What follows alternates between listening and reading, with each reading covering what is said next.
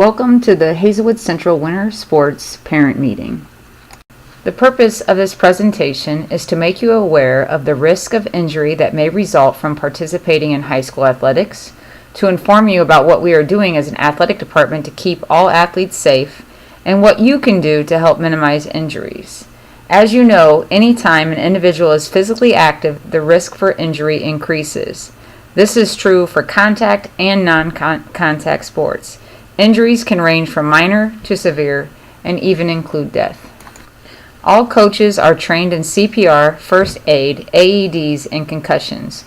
We have an athletic trainer on staff who is a certified athletic healthcare trainer who is available during all after-school practices and all home games and contests.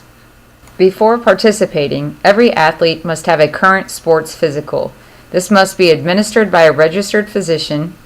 Physicals are good for 1 calendar year and should be completed on the MSHA form. This form can be downloaded on the school website. Athletes will be placed on teams based on their athletic ability, freshman, JV, and varsity teams.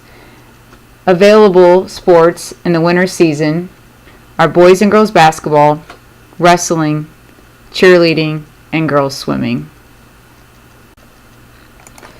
Insurance information cards along with emergency contact numbers also needs to be completed.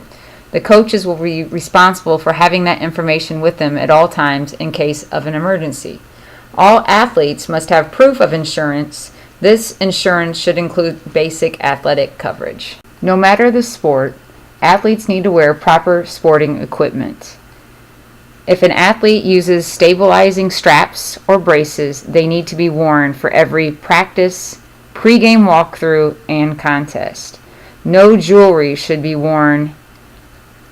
Athletes with visual impairments must wear shatterproof glasses or contact lenses. And any athlete that has asthma needs to have their inhaler present at all times. Locker rooms are a common place for accidents. Floors can be wet, so athletes need to be aware and keep soap and shampoo in the shower areas. All athletes will be provided with a gym locker. These lockers should be used instead of athletes taking their belongings into gyms and pools. Clutter is an accident waiting to happen. When traveling to away games and contests, all athletes need to ride the bus. They will also need to ride the bus after the event back to Hazelwood Central. The only exception is an athlete may be released to their parent or guardian after an away event. Only a parent or guardian.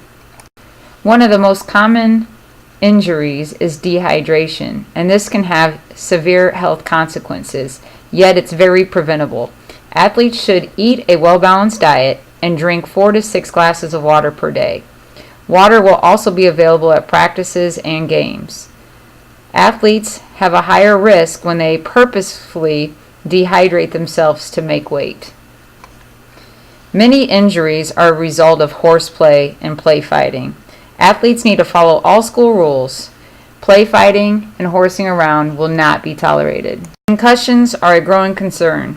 At any time, if an athlete shows signs, symptoms, or behaviors consistent with the concussion, they will be immediately removed from play and will not be allowed to return until cleared by a healthcare professional. All coaches and our trainer are knowledgeable on concussions. I encourage you to watch Concussions in Sports, What You Need to Know at www.nfhslearn.com.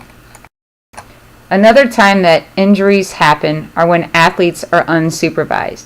Coaches are required to supervise their athletes before, during, and after practices and contests. No activity should take place without the coach being present. In the event of an injury, we will follow our injury procedure. The athletic trainer will be notified and evaluate the athlete. A couple things could happen. 1, they could be treated and returned to practice or the contest.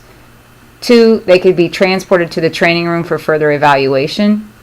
3, the parents could be called for immediate transport. Or 4, the emergency medical service is called.